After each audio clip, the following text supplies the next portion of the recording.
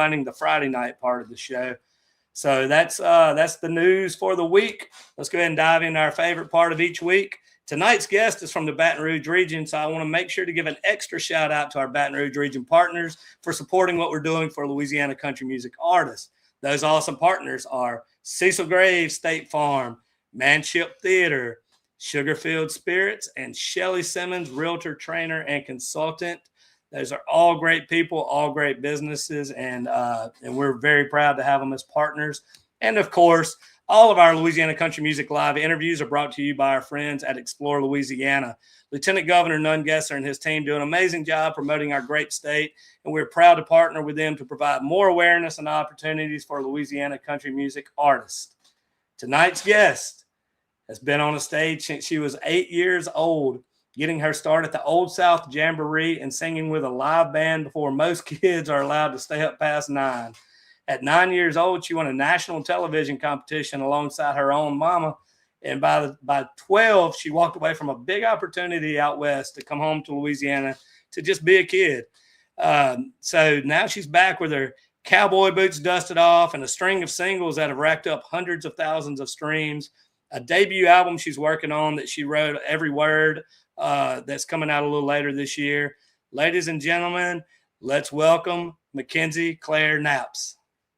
Hey, what's up? What's you up? really worked me up there. Oh man, I do my research and then I'm always just hoping that all the stuff that I find is correct. It's not.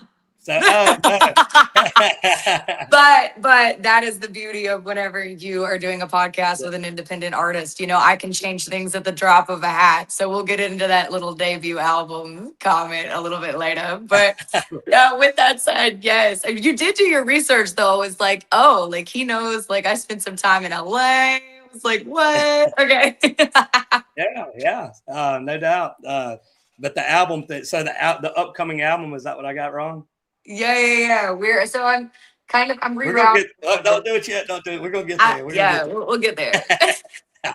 I'm messing with you. So I haven't seen you since I saw you at the Gumbo Bros and at the Hang in Nashville. I know you must miss me so much. Look, I have to say before I start, I have to say congrats to you and Tyler on the big engagement. Thank you. We're so absolutely over the moon excited. It's this period of my life, I just feel like I'm on top of the world. You know, I feel like as a person and as an artist, they really do just kind of go hand in hand whenever you really decide to just be vulnerable with everything that you're doing. And everything's really just fell into place recently. And, you know, I will say this, though, we're some busy bees. That's one thing I will say. We're both just always like with me on the road and then him with his, mechanic company. We're always busy, always doing something. So the wedding won't be rushed. I've already said, I'm like, I have a big party to plan. The wedding's going to be classy. It'll be nice. It'll be at a nice cathedral. The reception, on the other hand, is going to be absolutely ridiculous. Like, we're going to have a great time. But with that said, it's like, oh, man, I don't want to make it to where my wedding becomes my whole personality because I'm just so worried about getting married. Like, I have a music career to run, and that's equally getting as much of my attention in. Yeah. Well, I'll say this. I've been around him a few times and had a lot of conversations with him. And you got a great guy there. He's a good dude. He's my better half. That's for sure. He's and very. He got a good girl, but yeah, he's special. Good, he's a good guy. So before we get into the music stuff, let's talk about kind of where you grew up and all that good stuff.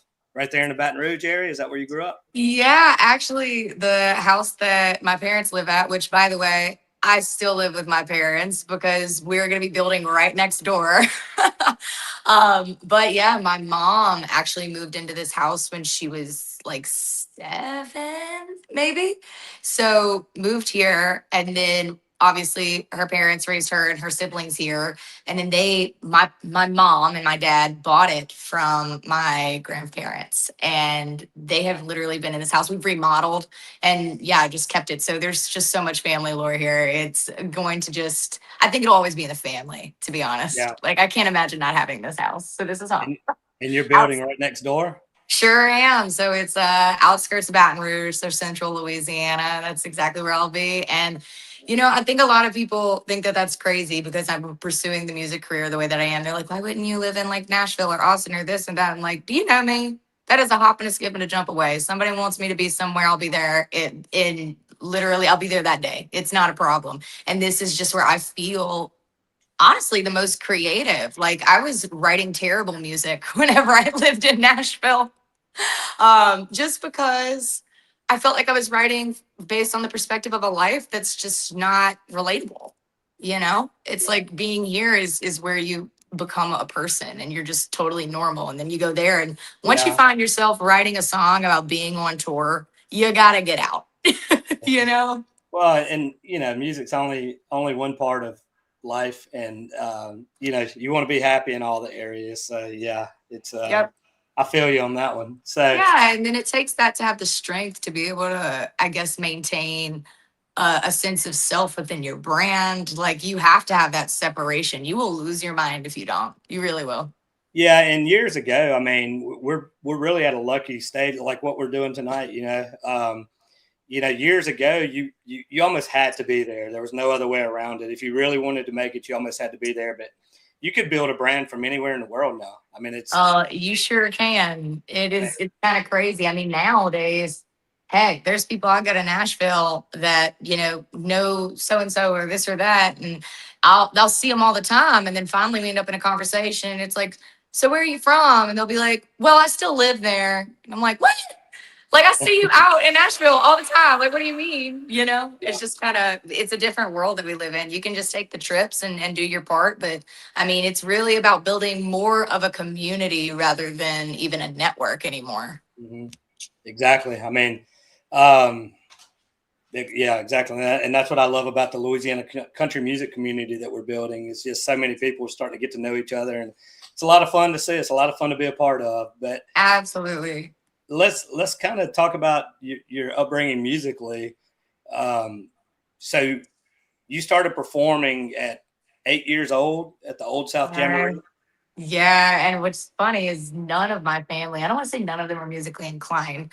Um, but like nobody I was ever around, nothing that was ever too close. Like I had like a great uncle that was Elvis's drummer at a certain point, pretty flippin' cool. Yeah, And then I have like some people in my distant dad side that can sing, but other than that, it was just really people who loved music more than anything. And I was the one who was like, well, buckle down, take it seriously. But I was never around anybody that growing up consistently that ever really pursued it. So discovering the fact that I could sing was like, what do you want for my mom? My poor mom was like, what do you want me to do with her, God? Like, I don't know. I thought she was going to grow up, play basketball. Like, that's what I was going to work with. But, I was yeah. just this weird little kid who loved music. So she put me in front of anything I wanted to be in front of. How does an 8-year-old end up on the stage at the Old South Jamboree? Because that was a big deal back in the day too. It was. It was. I actually still have like a ton of my outfits. I should have brought some in here, but I have a ton of my outfits that I still wore from whenever I was little. But started off, I was 7. Actually, this is kind of crazy. This is a cool story. So I was 7 years old, and my grandmother, so my mom's mom, passed away from cancer, unfortunately, at 61. So she was really young, but she lived here with us. So it was my grandparents, my parents, and then me and my brother, and that we all lived here. And so I was really close to them, and I can still remember her very well. But she had said on her deathbed, she was like, Brody, who was, by the way, 2 at the time, and I was 7. Um, he said, Brody's going to play college baseball, and McKenzie is going to be in the entertainment industry. And that was on her deathbed. She just kind of spat that out. It's like, okay. My brother ended up getting offered to play college baseball and turned it down. And I started singing and won a nationally televised TV show within 2 years. And the only thing that she had ever seen me do was like be in the background of a school play. And she just knew I had this, I guess, out there personality, but she just clocked it. And after she passed, I did like a little school audition for a play I wanted to be in. And the teachers and like the music teacher called my mom and was like, she can like really sing. Like, she's good at it. And my mom was like, huh? Like, what do you mean? And she started putting me in lessons and she hooked me up with as many people, like I said, as she could. And, word got around and I ended up on the stage at the Grand Ole Opry. And get this, one of the outfits that I wore, this is so cool. So my grandmother was an incredible seamstress, like could make anything. And my mom was Miss Louisiana in like 1993, so she'd make a ton of her stuff, like that kind of thing.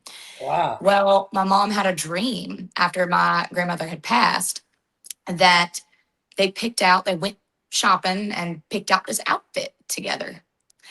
And my mom had the outfit actually made. And that's what I wore at the Old South Jamboree. It's you can see it in a video of me singing Walking After Midnight. And that's what I had made. So we still have it. So you were up there with a band. It wasn't like karaoke, or you were up there No. with a band. Oh no, I was up there with a ton of old guys. It was this little 8-year-old and a ton of 60-year-old men, and it was awesome. It was so awesome. I think that's also why I've been told a lot that I have an old soul, and I think Yeah. that's why. It's like I was hanging out and having a blast with like some old geezers, and I loved it. So that was Colby's family, if I'm not mistaken. It That sure ran was. that. I just found that out like 2 weeks ago. I was Oh, you blown wrote some. away. Yeah. Yeah, we It had was him on a while awesome. back, and he was telling us all about it and how his family did it. I guess started it, if I'm not mistaken. But yeah, Yeah. I think and you know what? I think that they're selling it. And it's really funny. Before I had met Colby, I had sang at the Texas Club about a year and a half ago. Yeah. And basically, whenever I sang there, Austin James had done an interview for me. And he asked me about like what would be a goal, later in life that you could see, maybe after you're done touring or this or that. And I said I wanted to reopen the Old South Jamboree. That's a big goal of mine. And whenever I found out that was Colby's family, I was like, oh, so now I have to do it. That's great. yeah, that's fun. Yes. That would be awesome, though. I would love that. I think the So, community would love that. oh yeah. So you're singing with a live band at that age. I mean, do you remember? Do you remember it? Like, do you remember if you were nervous, or were you just too young to I was even know? never nervous. No, that's probably what I remember the most about my childhood is my music career. And I think it's because like I've always had this like I always documented my like success and not in always the healthy way. Okay. Like this is my point as a kid. Like I think it was specifically after the TV show, I started realizing what the music business was. But even at that age, I just remember being like, I want more. I want more people. I want more time on stage. I just craved it. And but in a healthy way. And that was something that eventually, once I started realizing the business side of the joy that you get from it, that's whenever you start putting a lot of pressure on yourself and everything kind of, you have to, growing up in that industry, you have to learn to separate the love for it versus everything that sometimes comes with it. But Yeah. I can remember being like 8 years old and I'd get on stage and like it was just weird. I didn't expect. I remember my first rehearsal ever walking in there because they're like, they don't know what to expect either. I'm this little 8-year-old and who apparently can sing. So I walked in and they're like, all right, well, we're gonna count you in. And I just remember sitting there like, okay. And it was like the second the music started, I went from the top of the song to the very end with no problem. And because they told me they were going to play it like the record, and I said, okay. So they did that. And then, I mean, heck, it was before you know it, you just kind of end up in a position. You're like, you kind of understand how communication works on stage and you understand the feel of the music.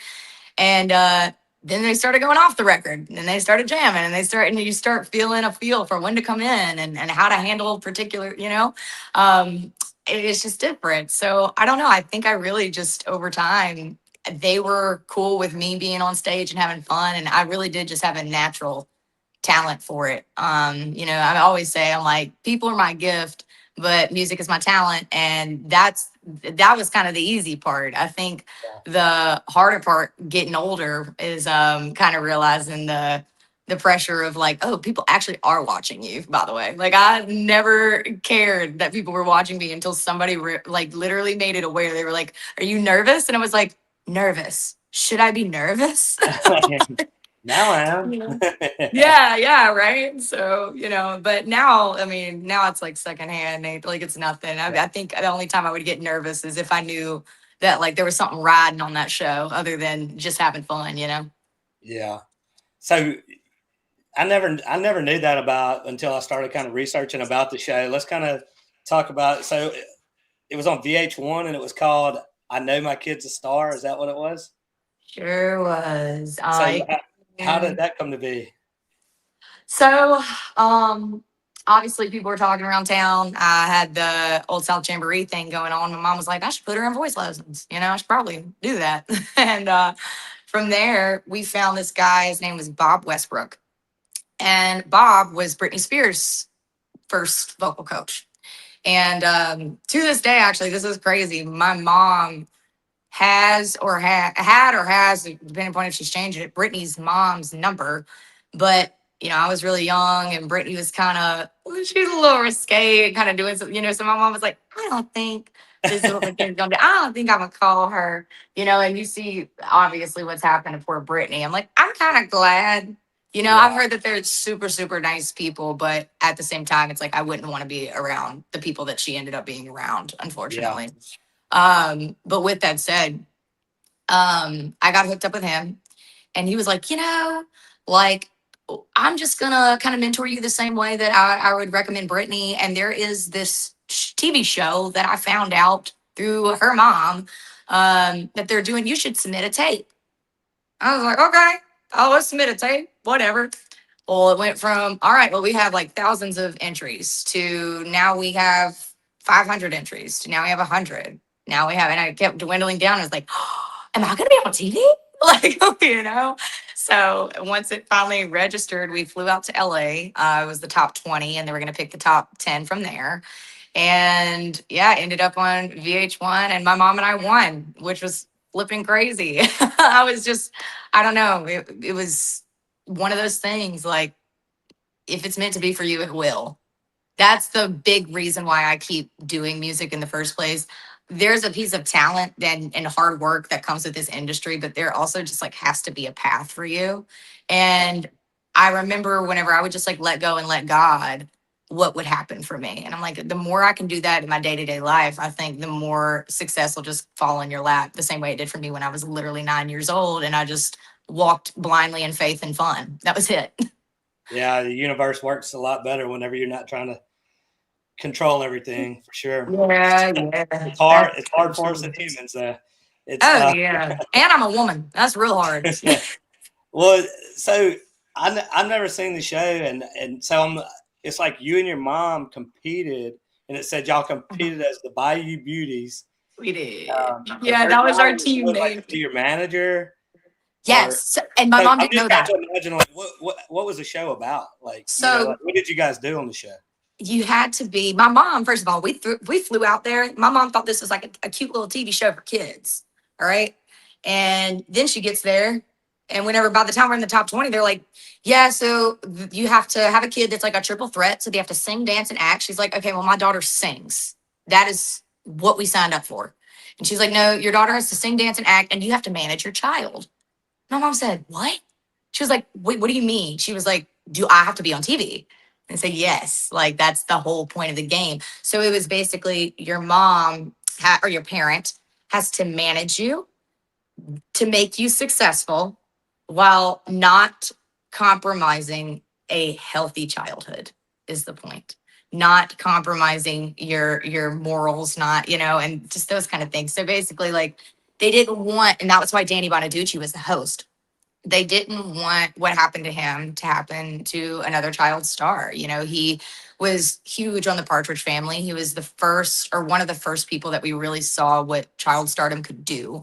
And, he was a little redhead, had this fiery personality, and he was incredibly talented. But by the time he was like, I think 14 years old, he paid all the bills. And his mom told him to go to his room one day. And he looked at his mom and said, well, they're all my rooms. So it was bad. He's a bad little kid, and got off on drugs and did all the things, and but from there he was able to get his life back enough together to where he was able to host that show. And they're like, look, whatever happened to him, that's kind of like what we're trying to prevent here. And my mom and I won. So, and I will say this, we definitely work to this day really well as a team. And I think it's really because my mom she puts me first, like who I am first, and always has. So I don't know, it's really like taught me what to look out for even whenever I'm not working with her. It's like I need to find people who reflect that relationship. That's for sure. And I mean, it's also, if she was Miss Louisiana at some point, I mean, she's probably got a lot of that sort of training and all of that as well. Maybe not music, but sort of she's talking in front of people, I'm assuming. She's actually more introverted than you would think, but she's well spoken. And I would say that I've always said this actually. My mom is the reason that, and I don't always choose to word things a certain way, okay? But she's taught me how, if I really need to, how to get my point across and say how I feel, say what I believe, and do it in a way to where if the other person doesn't clap or appreciate, like if the crowd doesn't clap, it almost makes them embarrassed, But you can still say what you believe, 10 toes down, and really stand up for things that might be controversial, but you have to word it in a way that people understand what you mean, but if they're not respecting your view, then it's kind of looks bad on them. And that is a pageant queen. Yeah, no doubt. Yeah. So that's like the main thing I took from her with all that. That's for damn sure. That's about it. So I bet whenever you came back to school, I'm assuming you were like the cool kid at school at that point. That's a touchy topic. Oh, goodness.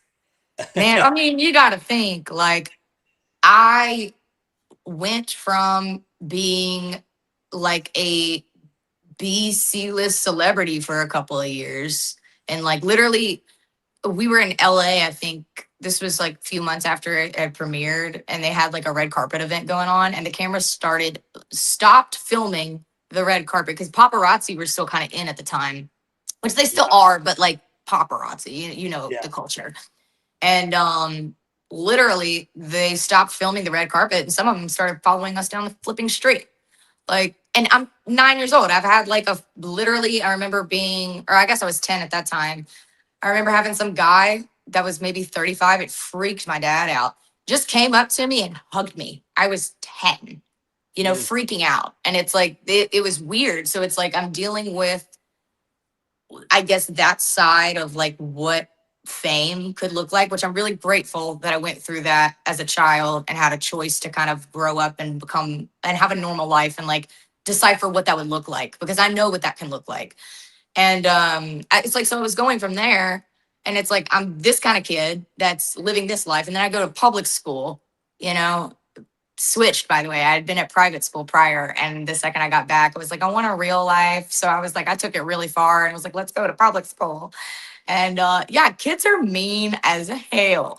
So I had a really hard time in school. I would say this, I was pretty, like, I was liked enough and well known enough to, it's like, I made homecoming court, but I was disliked by the right people enough to get booed when I walked.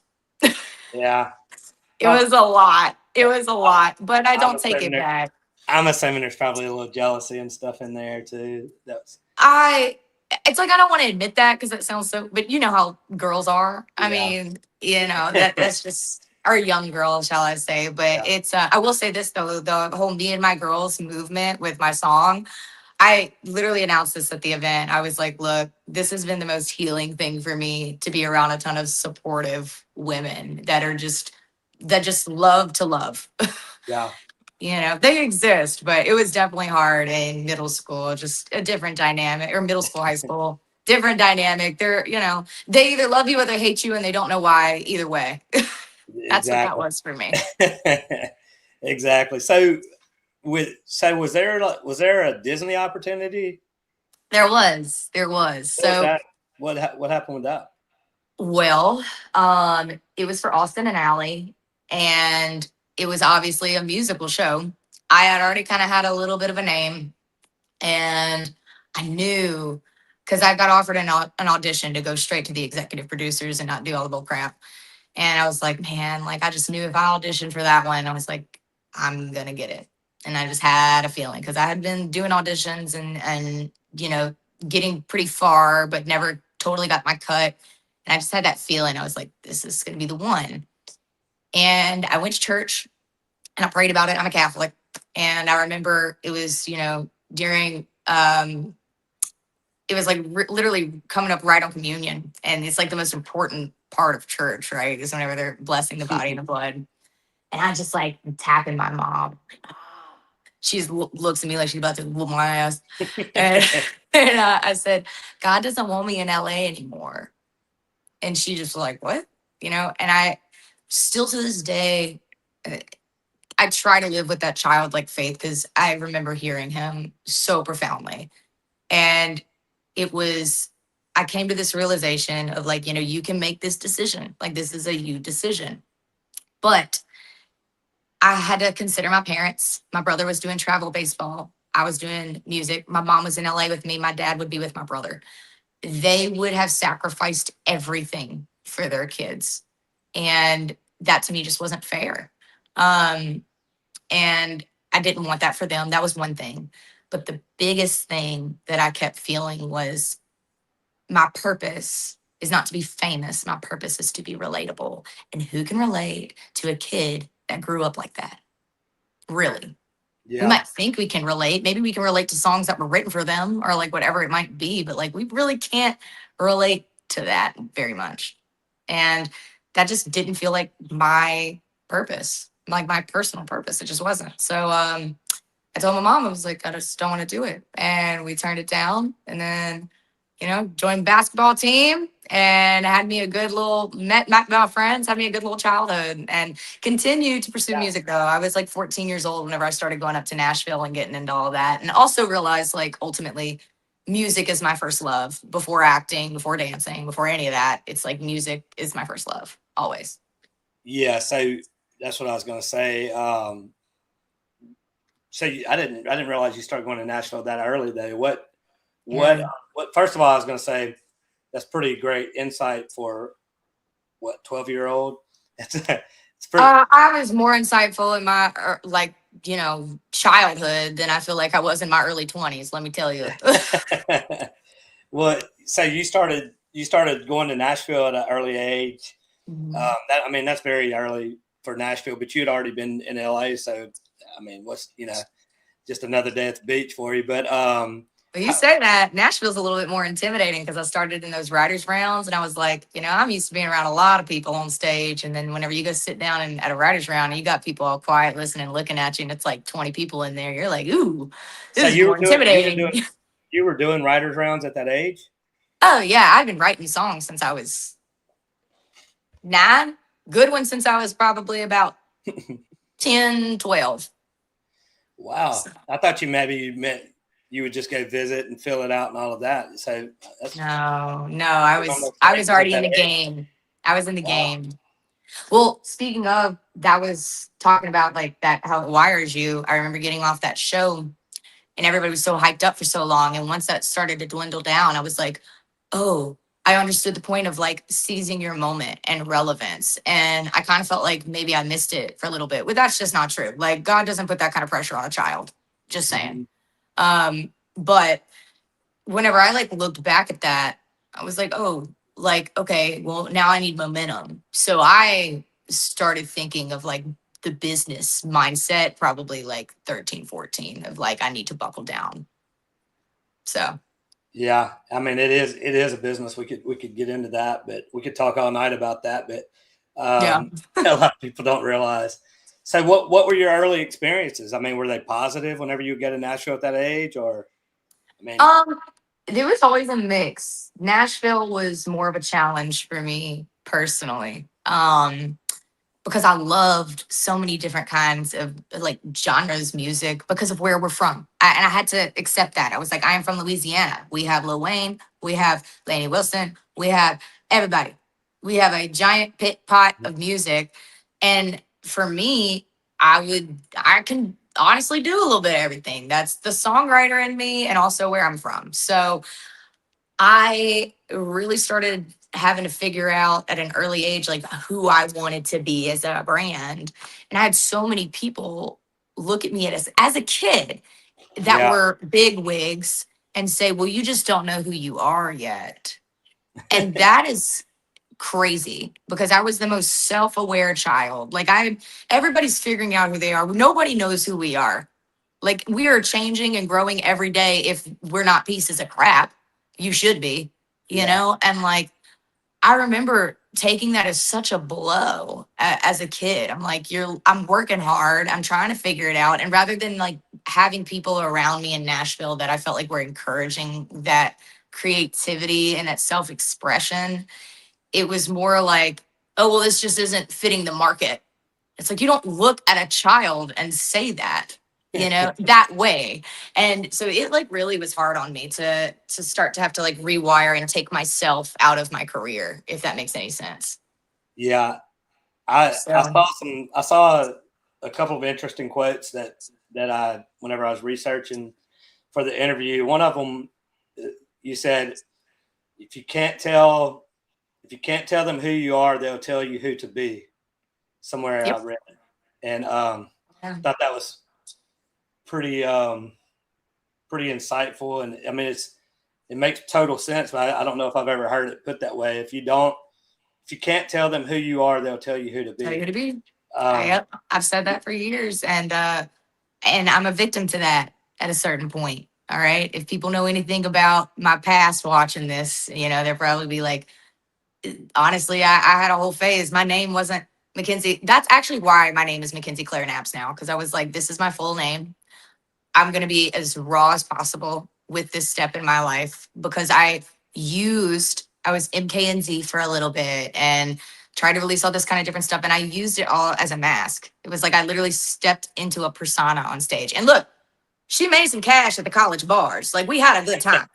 I appreciate MKNZ. I love MKNZ for what she was. But I really had to learn that all of these little pieces of me, I this was some of the best advice that I got. Stop worrying about how you want to be perceived and start focusing on how you are perceived from a brand perspective. And really, how you are perceived by those who love you is just who you are. That's really it. Yeah. And I started really thinking about it. I was like, okay, the reason I didn't want to do country music is because everybody was telling me like I'm a little country girl. Like I have to do country. And that's how I was raised. I was at the Old South Jamboree. So whenever people started telling me that's who you are, I was like, well, apparently, I'm being told by everybody in Nashville, like, I don't know who I am. So I need to figure it out. So I started playing around with other things that I knew I was good at. Did R&B for a little bit, did pop for a little bit, hit some rock a little bit, which, by the way, love me some rock and roll. You will always catch a little bit of rock and roll in my sets. But yeah, it was like I went down all these paths because guess what? Literally, this is hilarious. The second I started releasing country music, I went up to Nashville and somebody goes, it was a friend I'd been friends with for a long time. He says, man, you know, I understand your country stuff and I get why you're doing it, but that would be so good as like a pop rock, like punk song. And I looked at him, I said, this is why I moved home. You people like you are the source of my issue, making me question myself. Leave me alone. And like, I joked with him about it, but it's true, and it's like, that's a prime example. That is, people will tell you who they want you to be and they will make you that. So ultimately, that's why it's like really important. Be close to the ones that you love and look for the reflection of how you're perceived in them and then follow that. Another one I got pulled up here. Another one that you said that you said there's a difference between being a songwriter and being an artist. Definitely. Yes. I think everybody agrees with that. Then you said that being an artist takes a whole other level of self-awareness. And I get what you're saying, but what does that mean to you? Like, what type of self-awareness do you think a true artist might have? I think that goes back to literally what I was just saying about like, I have to be self aware enough to know to get out of my ego. It's really easy to walk into a room whenever, especially whenever you know you have something to prove, right? But you kind of act like you don't because that's the Nashville game, right? Um, but walking into a situation like that, you have to be aware of not what you want people to think, but you have to be aware of what people are actually thinking and how things can actually come off or, just all those little things. And then you have to think of that in art. And that is where being an artist is super aware. It's like, I am not making music for myself. So many musicians fail because they make music for themselves. I make music for people. That's it. I'm like, there's so many times I want to put some kind of artsy fartsy, like complicated lyric in something. And I'm like, nobody's going to relate to that but me and like a few people, Yeah. which is why I really try to write from a pretty broad perspective, even though it might sound detailed. It's like I want a large amount of people to relate to it because people is my gift and music is my talent, right? Mentioned that earlier. And that's if you approach it that way, it'll always work. But being a songwriter, on the other hand, which I'm equally as much of a songwriter. I will write about anything. I literally was like 14 years old and I wrote this song. And it was about a woman who drank herself to death because of grief. I know that sounds terrible, okay? But I was like 14 years old writing this stuff. You have to be aware of like when a song is for you and when it's not for you. And as a songwriter, we just get to write songs all day and perceive other people, which by the way, I'm sure you've heard, a lot of people are good at giving advice, but not good at taking their own, Yeah. right? As a Seems, songwriter, seems to it's be going easy. around.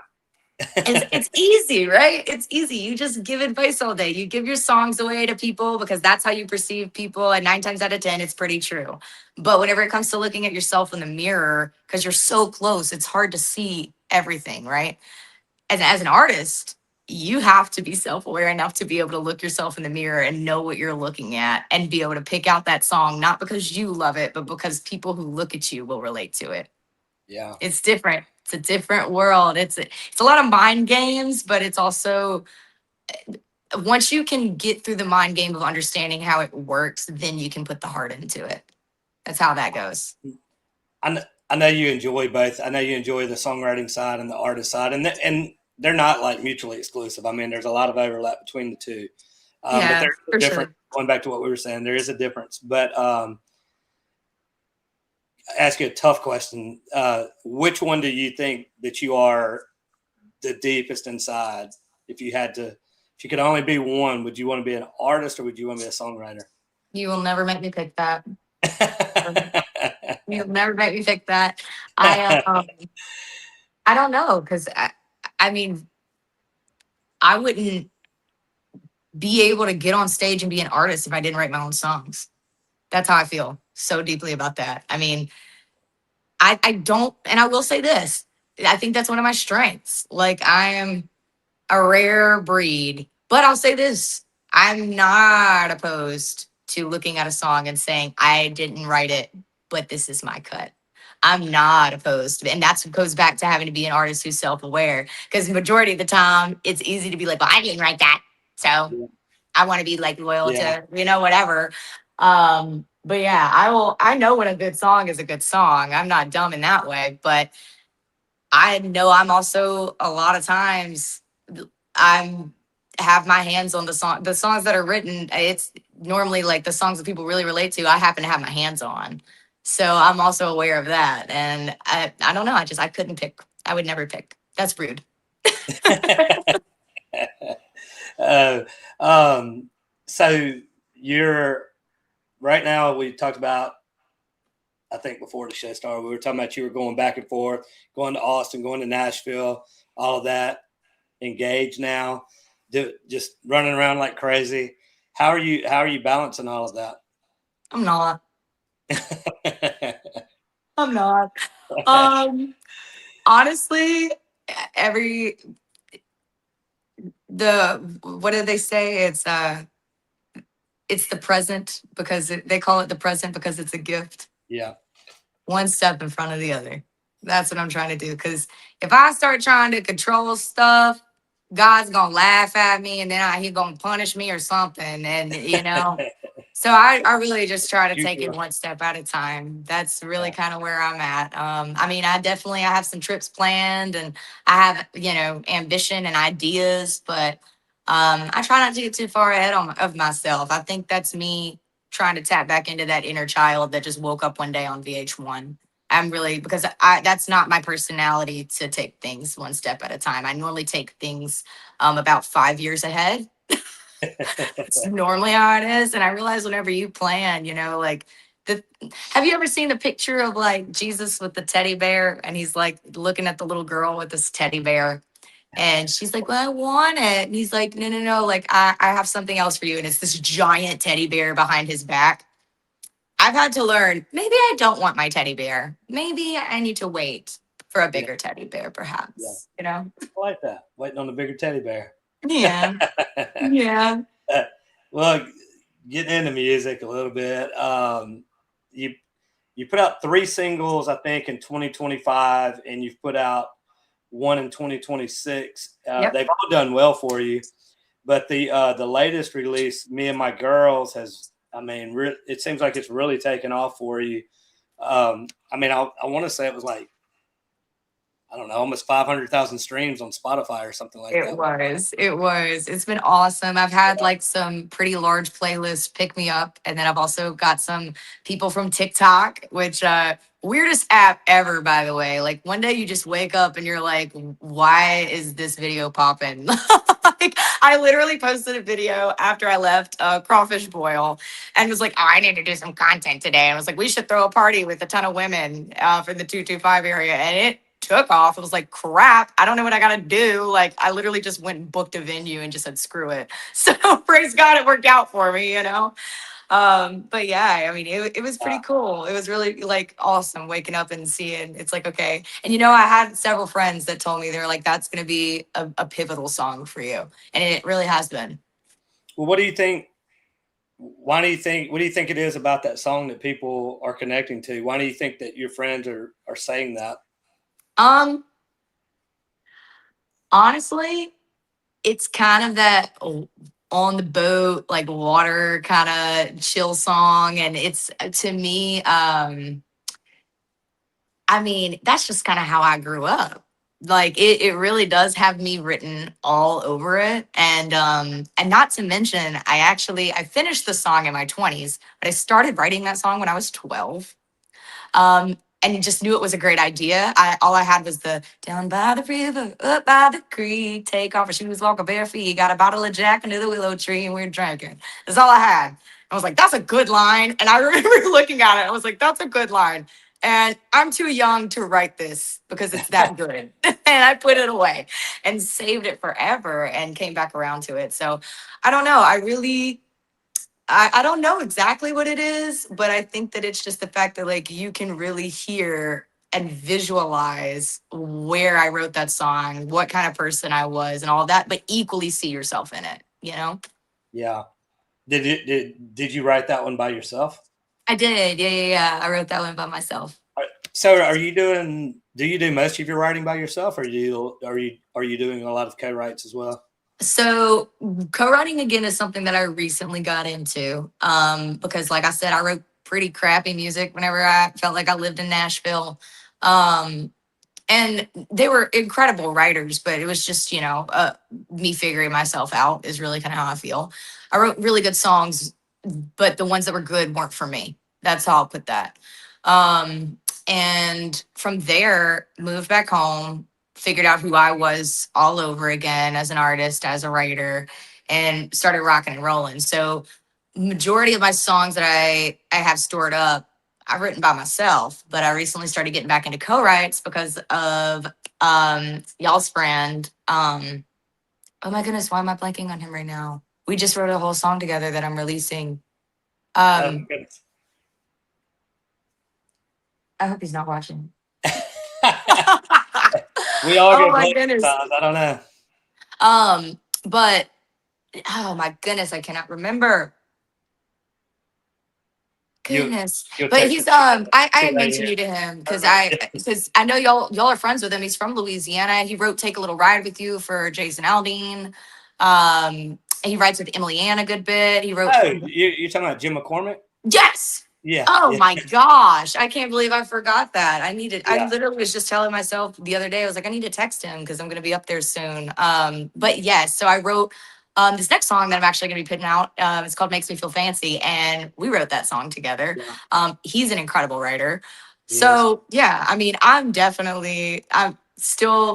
have the majority of the songs that I've written, have been by myself just because of my circumstance. But yeah, I'm starting to write with people. I actually was talking to Hadley Joe recently too about setting up a little write. So It's it's a different skill. I mean, I wrote for years, and everything I ever wrote was by myself. And then when I tried to co-write, it was like a little awkward at first. I was just like, I never thought about it, but then I was like, I don't know if I know how to do this. it's different. It And is very and now I different. love it. I mean, it's really cool to be in a room with like really smart people who are bringing different ideas and stuff like that. But Man, it does take a little getting used to for sure. you know who Mark Nesler is? Hmm. That was such a cool write. Jim brought me in. Well, I knew I Mark. think I have his phone number. Oh, are you serious? I I love met it. him. I met him years ago in Nashville. Yeah, He's I don't know him as well, incredible. but I know. Yeah, he wrote He's Hemingway's Whiskey, I believe, and some Oh, other. he wrote Just to See You Smile for Tim Yeah, just to see you McGraw. And smile. Yeah, this is funny how this worked. what's up, Connie? So, See you, brother. man, Connie Martin says, "Hey, y'all." oh, nice. Tell him I said hello. Or I guess I can. Anyway. But yeah, I ended up, so my, my roommate, who is like one of my very best friends, but she was my old roommate in Nashville. I was talking to her one day, like randomly, and I told her, I said, man, the best song ever written. She said, what? And I said, I put it in the top 5, Just to See You Smile. It's a banger. Yeah, An incredible, incredible song. probably my And favorite Tim McGraw song. Yeah, like you can like feel the spiritual, like that was not just that man writing that song. I mean, it was, or just those people, but like there was just so much like just spirit in it. And like, I loved it. I absolutely love that song. And with that said, she looks at me and she goes, oh, I know him. I said, no, you don't. I was like, what do you mean? She said, years ago, whenever she was trying to be on the business side of music. She said that she went to a writer's round and stuck around and was able to shake his hand. And he was so nice and just really liked, obviously, her name's Michelle. Everybody loves my friend Michelle. She's literally like a walking angel. She's perfect. And just the kindest person I know. And Mark gave her his number. It was like, call me whenever you need this. And she used that on me. And we went and got coffee. And he actually took us to the Loveless Cafe. We got yep. breakfast. Right And at he the end of also the bought trace. me, yes, he got me some breakfast and or me and her. And then also bought he bought us some local honey. And it was incredible. And he was just like the kindest person. So met him, but I was doing pop at the time, didn't know what I was doing. So we didn't write, and years go by. I run into Jim McCormick, and I was like, "Huh, I'm sure you probably know Mark Nesler." And he's like, "Yeah." He's like, "We should totally all do a write together." And I'm like, "Honestly, I need to reach out to him." So we were gonna go all 3 do a write, and then Jim got sick. So me and Mark just wrote, and watching him, I think everything happens for a reason. And I like, we have to get one with all 3 of us in, which we talked about doing because I definitely miss Jim being there, but being able to observe the difference between the 2, because I've written one-on-one with Jim before, and being able to watch Mark, who works a little differently and he's a little bit more meticulous and slow. Very different songs that we got out of that. And he's just such a respectable person and writer to be around. But yeah, I could go on and on about Mark. Yeah, I think I met him at maybe listening room or Third and Lindsley or somewhere. I don't. I love it. It's like one of those like Saturday afternoon rights or something. I was like, I'm gonna go pop in and listen to a little music. He's a cool it- guy, man. And he can yeah, play that crap out of a guitar. yeah. Oh, it's Um, great. Talking about Jim for a minute there, he's from down in New Orleans and all that.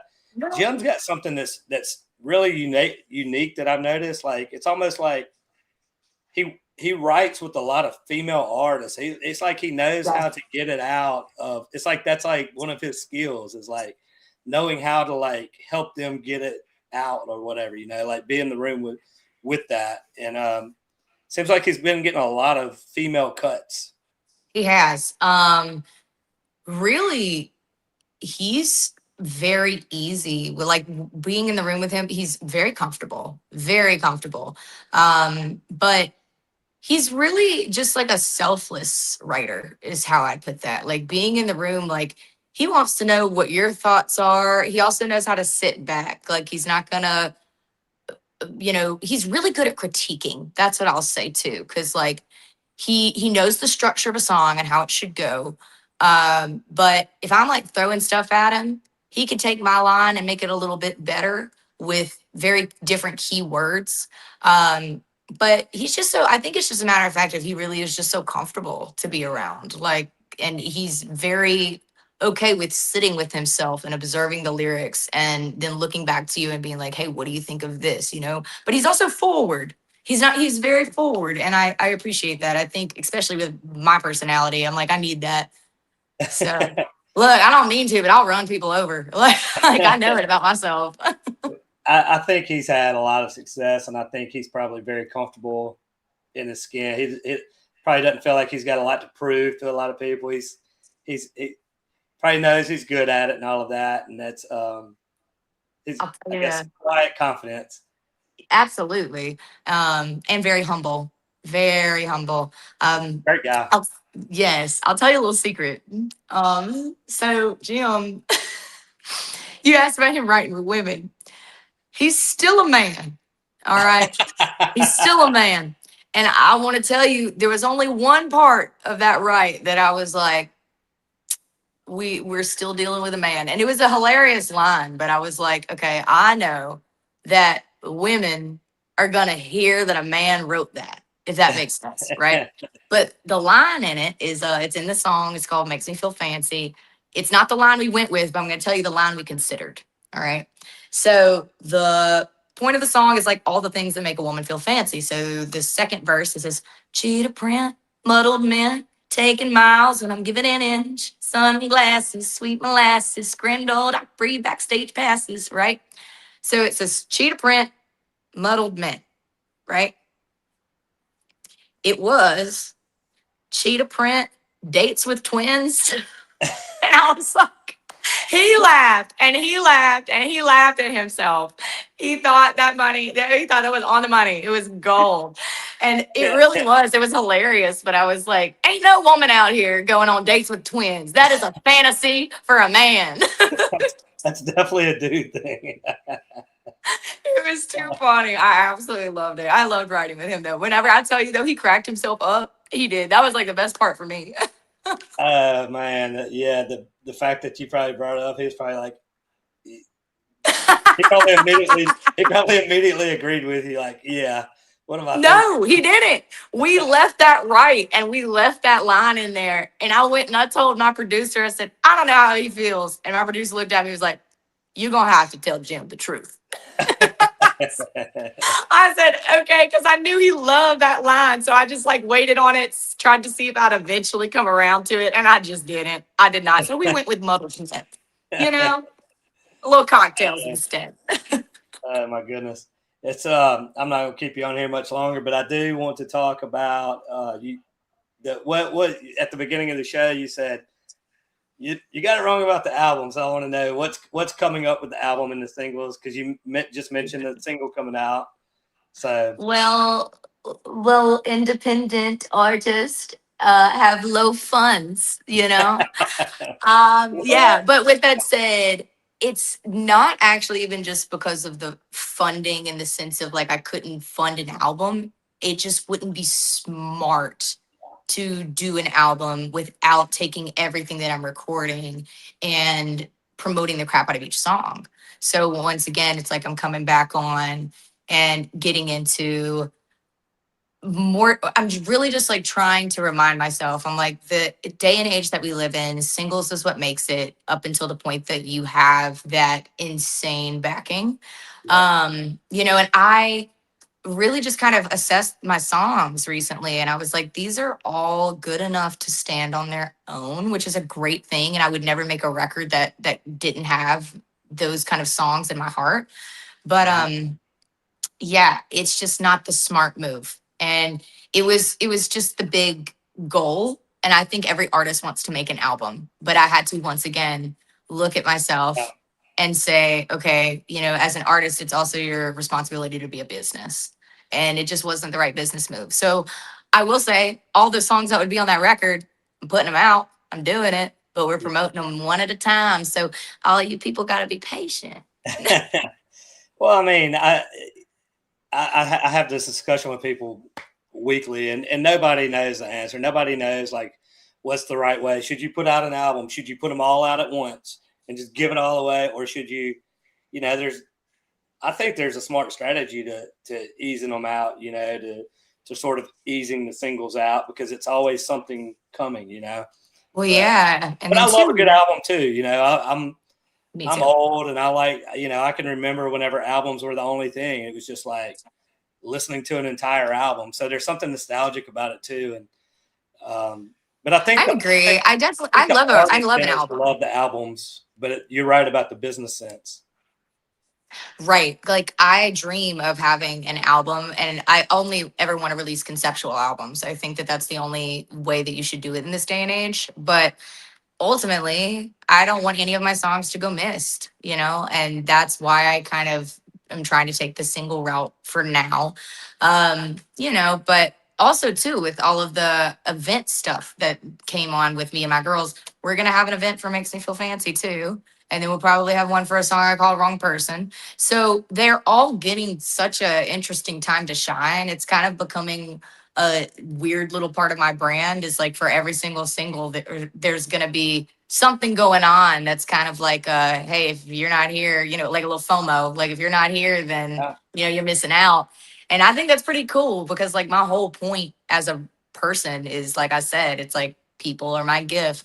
I want to bring people together, and I'm also actively not just like promoting my single online, but or just like even at shows, I'm literally bringing communities together over a song, you know? Yeah. Yeah. But I'm excited. This next one's going to be a kids event. So I'm pumped about that.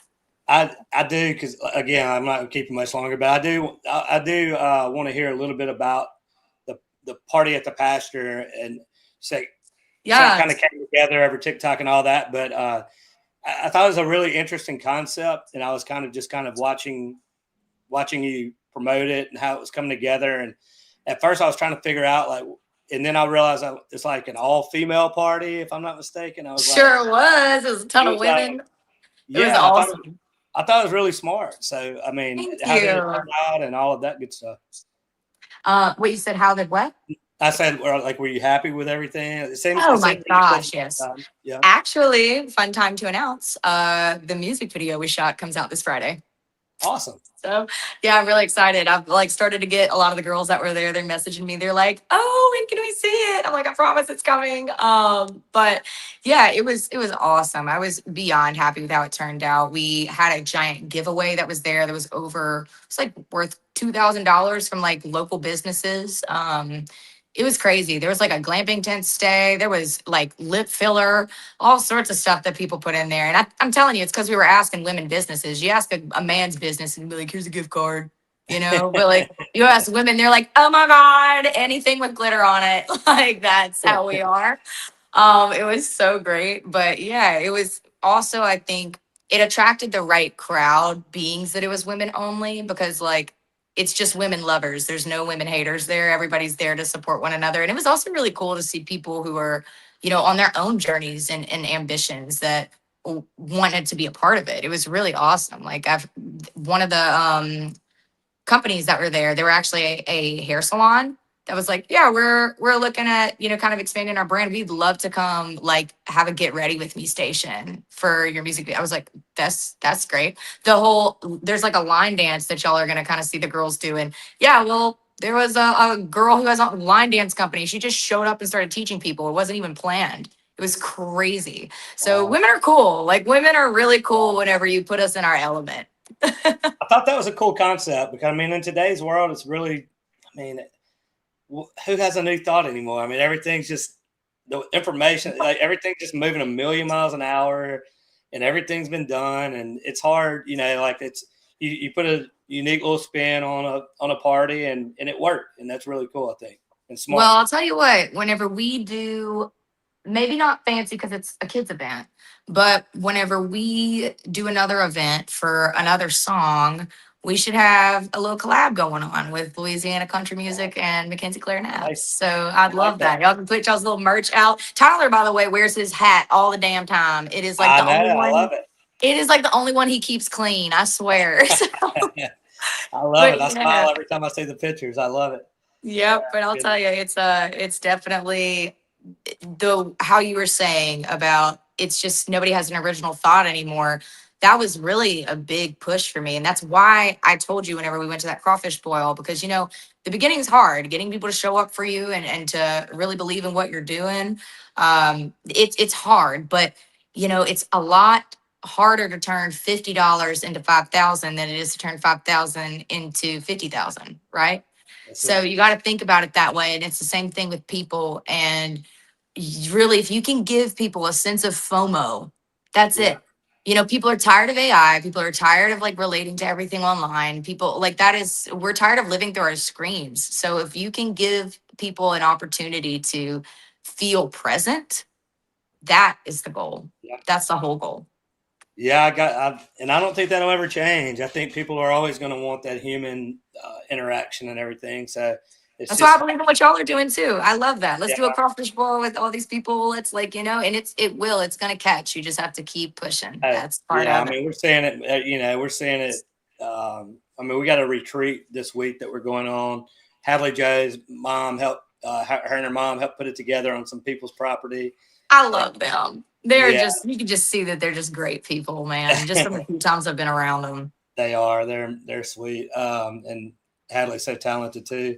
So last question is young girls in Louisiana who may be watching. You're in a unique position to answer this question. Thinking about wanting to be an artist and all of that, or entertainment in general. What would you tell them? Man. Well, I would love to be able to say, listen to your mama. I got a good one. But honestly, love Jesus and do it wholeheartedly, and you will get where you're going. That is the best thing that I can say. I think the more that I look for him and in me, more of him and less of me, the more of things just start going well for me. That is the number one thing that I can say. And that goes for, just the random Joe Blow on the street and somebody pursuing the music industry. But guess what? You're one and the same. Yeah. So I think if you can find that within yourself, that's success. I mean, there was a line that I wrote a long time ago, and it was success and failure ain't black and white. Matter of fact, it's an opinion based on how you view yourself and how you make decisions. That's the advice I will give. I like it. Well, I will end on that. That's awesome. I will though. I don't know if you heard me at the beginning. We've got Billy's Boudin, who is giving away Boudin every week now. So we get we pick somebody every week. It's a pound of sausage. It's a pound of Boudin, and it's 6 pepper jack cheese Boudin balls. So no way. Did you know that because I've posted about Boudin being my favorite food before. Did you know that? No, I didn't know that. Stop. No. This is just, oh man. See, this is whenever you give God the glory, this is how it comes back in full. But wait, we got to give it someone in the comments. We got to give it someone in the comments. No way. You know what? We're going to see that. We're going to see. You did that to me. It's okay. It's We're gonna okay, send you man. some too. So I'm gonna get Alex to pop a name in the screen. And you get to announce our winner for tonight. We're gonna send you some too. No, you can't. You ready? Y'all did not have to do that. Y'all freaked me out. I was like, ain't no way this is happening to me right now. This is the best thing ever. I'm gonna pull a couple of strings. I got it. So, you're hilarious. Oh my God. I can't believe I just did that. Oh my goodness. All right. I knew something embarrassing was going to happen to me. Look, I can sing all day long, but talking, there's something going to go wrong. That's fine. Hey, look, we're going to get you some video. We're going to get you right. We got you. All right, here it comes, Alex.